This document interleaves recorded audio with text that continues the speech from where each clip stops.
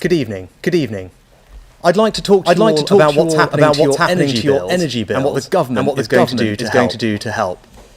Following Ofgem's decision today to increase the energy price cap, I know that many of you are feeling anxious. But I want to reassure you, the plans I set out in Parliament today are going to help you and your family. Now, anyone who tells you there's an easy answer to this situation is not being straight with you. The reasons prices are rising are global. A difficult winter last year depleted global gas stores. There's been disruption to other energy sources like nuclear and wind. And we've seen higher demand for gas in Asia. All those factors are outside of the government's control. There is, in truth, nothing the British government can do about a nuclear power plant going offline in Europe or a factory in China deciding to produce more goods. But what we can do is take the sting out of the price shock as we and the world adjust to higher energy prices. Without government action, today's increase in the price cap would leave households needing to find, on average, an extra £693 this year. That is clearly a very significant sum. So, for the vast majority of families, the government is taking direct action to share the burden. Today, we're announcing an energy bills rebate worth £350. You'll receive that cash support through two different routes. First, all electricity customers will receive an upfront discount worth £200. That discount will then be automatically repaid from people's bills over the next 5 years in equal instalments of £40 a year, starting next April.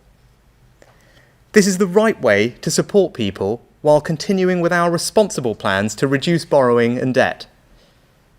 Second, we will pay a council tax rebate of £150 to all households in bands A to D, which covers around 4 out of every 5 households in England. The reason for doing this through the council tax system is because it's the quickest way to get monies to the families who most need it. If you're eligible, the rebate will be paid in April, and it won't need to be repaid. In total, we're helping the vast majority of families pay their energy bills with £350. Our plan is right. It is fair. And I hope it will help ease the anxiety that millions of people feel about rising energy costs by sharing the burden between us all. Thank you. I'd be very happy to take some questions, and I think first up, have we got Jonathan from the BBC? Jonathan, hi. Thank you, Chancellor. And the support you've announced today is aimed at helping households this year. But industry experts expect high gas prices to persist. Isn't the reality that higher energy prices are here to stay and that you will have to come back with further support in future? If not, are you willing to rule that out at this point? And a follow-up, if I may, can I ask for your reaction to the resignation of the Prime Minister's head of policy, Munira Mirza, and whether you agree with her that he should apologise for his comments to Sir Keir Starmer about Jimmy Savile? Thanks, Jonathan. So taking a step back about energy prices, as I mentioned, the factors that are driving higher gas prices are global in nature, and I went through them in my statement, and I don't have a crystal ball as to what exactly the future holds. But I want to be honest with people, higher energy prices are something that we're going to have to adjust to in common with other countries around the world, and it would be wrong to pretend otherwise. But what we can do is slow that adjustment to make it more manageable for people's household budgets, and that's what our interventions do. You're right, energy bills may go up again in October. The rebate that I announced today, the £200 off all energy bills, that will kick in October, so it will actually help with that. But over time, we'll have to see what happens. As I said, this is something that we're going to have to get used to, but the interventions today will help that adjustment happen in better time. And with regard to the news about Munira, the first thing to say is, she was a valued colleague. I very much enjoyed working with her, and I'm sorry to see her leave government. I'll miss working with her. And with regard to the comments, being honest, I wouldn't have said it, and I'm glad that the Prime Minister clarified what he meant. Next, Robert, where are you? I'm here. Hi. Very good to see you. You've announced you're deploying something like £9 billion in total. Everybody will be helped a bit, but there's still going to be a price rise of 350 quid at least for everybody on average. Now, you know that it's the poorest third of people who are hurt most by these energy price rises. Why didn't you deploy that 9 billion and simply help the poorest third? If you believed in levelling up, surely that's what you would have done. And I do just want to quote a couple of lines from Munira Moza's resignation letter. She says she believes it was wrong for the Prime Minister this week to imply that Keir Starmer was personally responsible for allowing Jimmy Savile to escape justice. There was no fair or reasonable basis for that assertion. The Prime Minister hasn't apologised. He's explained, but he hasn't said sorry. Surely he should say sorry. Thanks, Robert. So on your first question, of course, there are choices that we have to make when we're designing a policy like this. My view was that the price rise is so significant that it's not just those families who are on benefits that are going to feel the pinch. It's actually middle-income families as well, families that are working hard, they're not on welfare, but this will be a significant increase for them. And I wanted to make sure that support we provided also went to those families. That's why we've decided to go to bands A to D, which is 4 out of every 5 households in England, very deliberately to help those families in the middle as well. So that's a deliberate choice. But if you look at what we're doing, because it's flat rate, it's a flat £200 and a flat £150, that obviously is going to mean more to a family on lower incomes or with lower energy bills. So in that sense, it is a progressive measure that will help those families more. And we have various other interventions that are also targeted at exactly the people that you rightly highlight. For example, the Warms Homes discount is a rebate that exists through energy bills. We've expanded that eligibility, or we're in the process of doing that, by a third. So that will then cover 3 million of our most vulnerable households. That's a £150 rebate. We're also spending over the course of this Parliament about £3 billion specifically targeted on the people that you mentioned to help improve the energy efficiency of their homes. Now, that's a sensible long-term thing to do, because even though it costs thousands of pounds up front, it will save those people on average about £290, £300 a year on their energy bills going forward. And of course, by cutting the universal credit taper rate, by increasing the national living wage, both of those are really significant interventions which will put more money in the pockets of those who are most vulnerable. So I think if you look at it in the round, I feel confident that we're getting help to the people who need it in different ways. And look, with regard to your second question, it's a question for the Prime Minister rather than me, and there's probably not much more I can add other than what I've already said, which I hope you appreciate. Next, Ed, there you are. Hi. Chancellor, yeah. You talked a lot during the pandemic about doing whatever it takes to try and help families when they're going through difficult times. I'm just wondering, given what you said about how difficult this is going to be to confront, are you able to make the same commitment when it comes to their energy bills, whether it's looking specifically at their bills or indeed looking at things like our net zero policy and working out the way that it feeds into this? And just secondly, what's your message to people who are looking at their bills, they're looking at what you're offering them, and they're saying this simply isn't enough, and now they're contemplating a very difficult few months ahead? I think the first thing to say is I absolutely recognise this is a difficult time. Right? I know this is probably the number one issue on most families' minds. They're looking at the news, they're seeing prices go up, they're worried about the cost of living, and in particular energy, and that's why we're taking action. And I really believe that what we're doing, £350, it's a significant amount of money that will make a big difference to the vast majority of households. And I think people, I hope, actually will be reassured by us stepping in to provide that support to ease some of the adjustment that this is.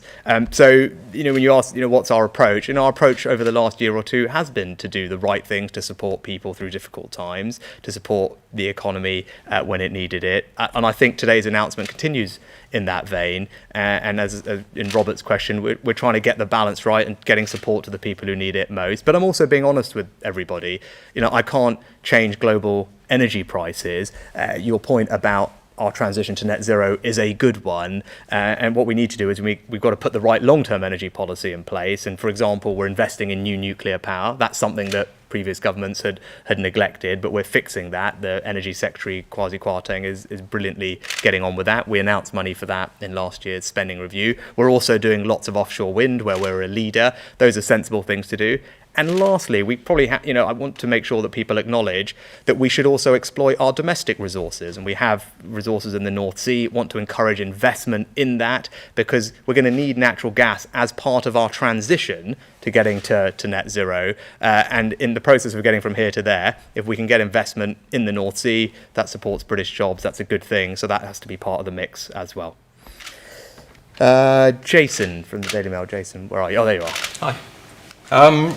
The Bank of England says we're facing the biggest squeeze on living standards on record. Isn't this the time to think again about that national insurance rise that's going to hit average workers with an extra £250 bill this year? And on the kind of wider political picture, the PM said sorry about some of the parties that took place in this street.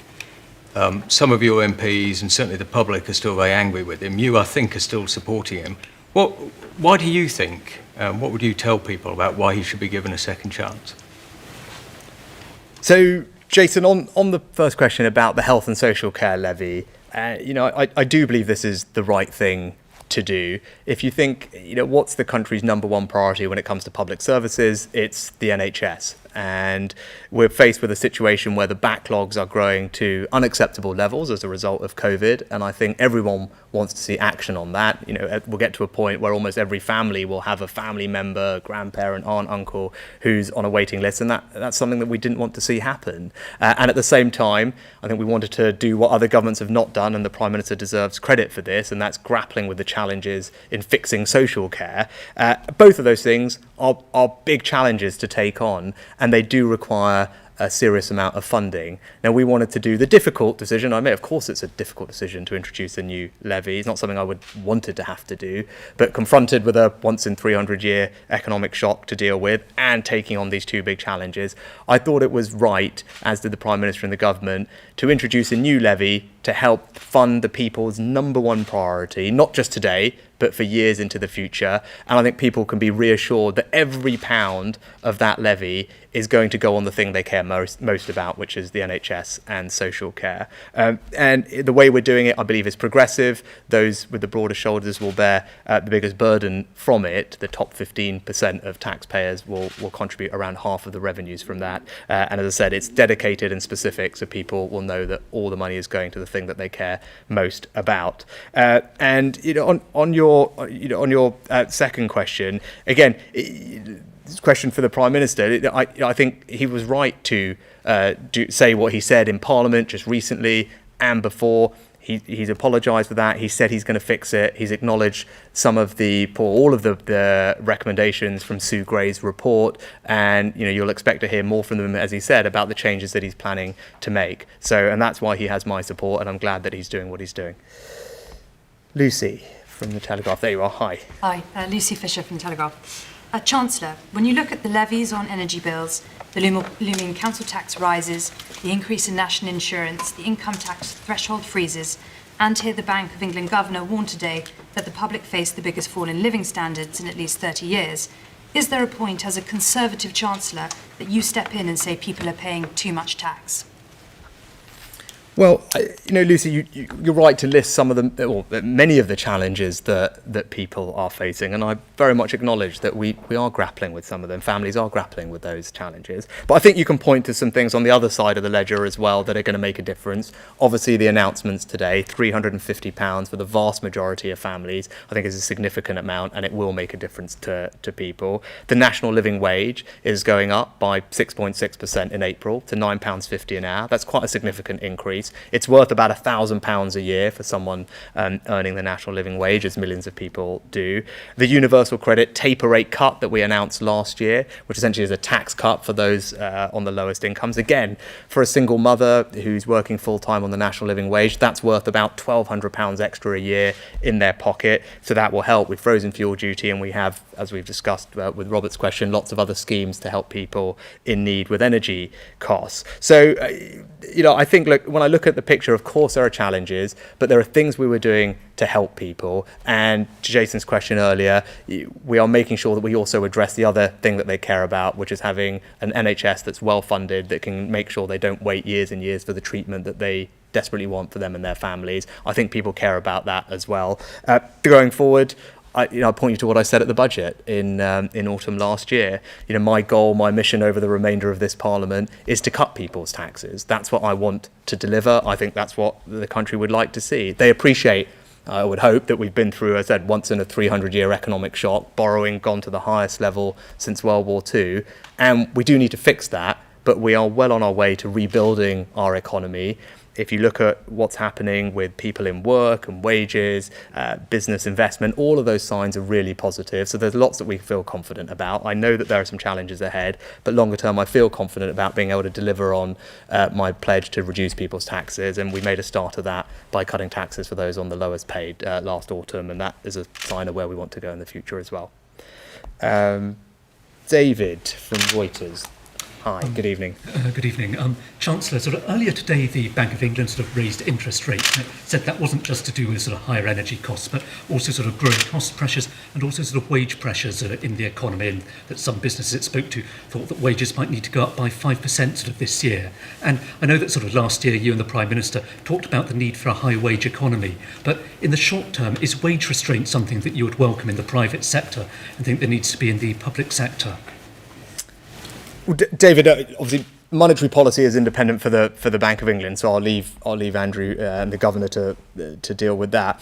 With regard to wages, it's not my job to set wages in the private sector, right? And all I'd say is, yes, of course, I want a high wage economy. Who doesn't? The right way to get there is to drive up productivity, right? We want to make sure that those wages are a reflection of the fact that we are producing more, doing more, and the best way to get that productivity increase is to have businesses invest, and that's why we've got interventions like the super deduction, which is a very generous tax incentive for companies to invest. And we know companies are sitting on quite a bit of cash, and it'd be good for the economy if we can unlock that, get them investing. And that, if you look at all the surveys, whether it's the CBI, Deloitte, Ernst & Young, all of them point to business investment intentions being actually very high levels. So that's a promising sign for driving up growth and productivity if we can unlock investment. And then the other part of it is by investing in people, in their skills.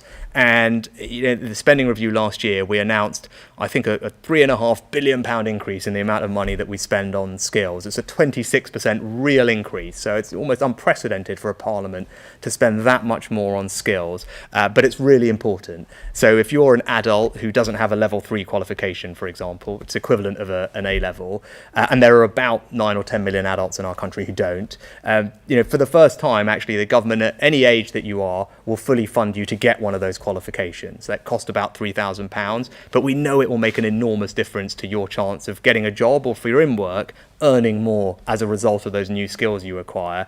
And that's just one of the many things we're doing. There's traineeships, apprenticeships, sector-based work academies, skill boot camps. All of these things are new interventions that will help people get the skills they need to get higher productivity, higher wage jobs. That's the right long-term approach for us to get there. Look, of course, it doesn't happen overnight, but I'm confident we're doing all the right things that put us on that path to getting there over time.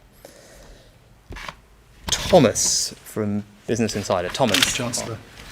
The plan to give energy rebates to households in certain council tax bands means 2.2 million of people on lowest incomes won't automatically benefit.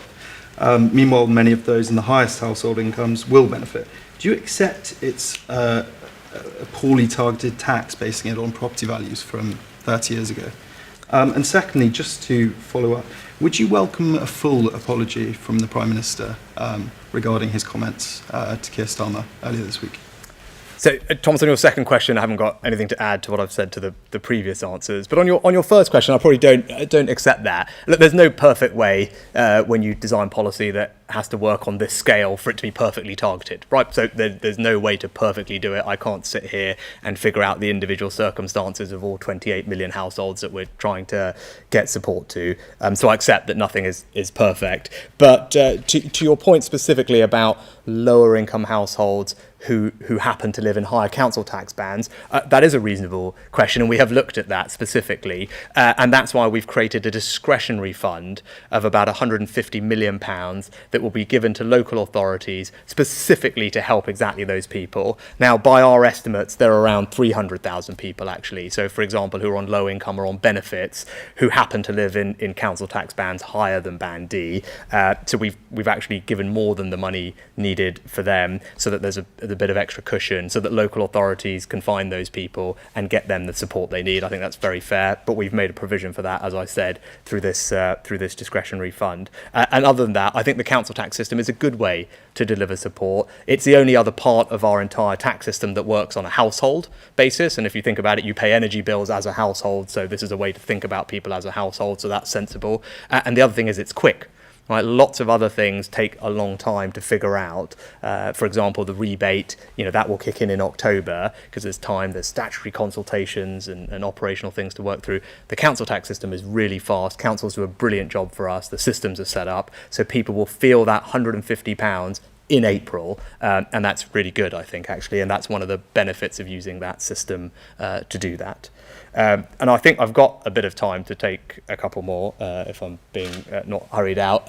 So I don't know who we've got here. Is Natasha here or not? Natasha, do you have a question? There you are. Hi. Yeah, sorry to press you on the Munira Mirza question. Do you think the Prime Minister should say sorry for his comments? Do you feel it would help to move on from the whole situation? Could I just ask you, some of your colleagues have said that you're, Labour light and unconservative for your raising taxes and giving people money to pay their energy bills. Do you agree with them? Natesh, thanks. Look, so on your first question, again, I just have to repeat what I've said before. Obviously, that's for the Prime Minister to decide, but I'm glad he clarified what he meant earlier today. And as I said, I'll miss working with Munira. To your second question, look, for me, being a Conservative, part of that is about being responsible with people's money and being responsible with the public finances. That's really important to me. I think that's what people expect, quite frankly, from a Conservative government or from a Conservative Chancellor. I think I'd hope that people understand we were faced with an enormous shock, and that meant that borrowing skyrocketed up to levels that we haven't seen since World War II, and it's going to take us a little bit of time to fix that. But fixing it is the right thing to do. It's the responsible thing to do. It's not always easy to do these difficult things, but as long as I have this job, I'm going to try and do what I believe to be right in the long-term interests of the country. And actually, this energy situation is a good example of why it's important, because as I've made the case previously to you and others, that we need to have the resilience to respond to future shocks. And look, if you think in the last 10 years, we've had two supposedly once-in-a-century events. We had the financial crisis, which Robert spent every minute covering, and Ed and others, and then we had, obviously, coronavirus. They happened in the space of a decade. I was really fortunate that because my predecessors had taken some difficult decisions when they had this job, I was able to respond comprehensively and generously to support the country, families, businesses through that crisis. And now, again, we're faced with another thing with energy. I want to be able to respond, and because we've taken some difficult decisions already to get things in a better place, I can do that. But I want whoever's in this job in the future to hopefully have benefited from the tough things that I did, so that they can support the country when the time comes again. And I think that is a deeply Conservative thing to do. I think people understand we have to live within our means. I think they get that. They'd expect that from us, and that's what I will deliver as long as I'm doing this. George, I saw you had your hand up. George Parker from the FT. You'll see the analysts saying that they think it's possible the energy price cap could go up to as high as £2,400 in October. Could you exclude now the possibility you'll have to do even more in the autumn to help families? And just a second one, again on Munira Mirza. You said you enjoyed working with her. I just wondered if you just say what you thought she brought to the government. Right. So on your first question, as I said before, there's global forces at play here that drive up gas prices at the moment, and I don't have a crystal ball.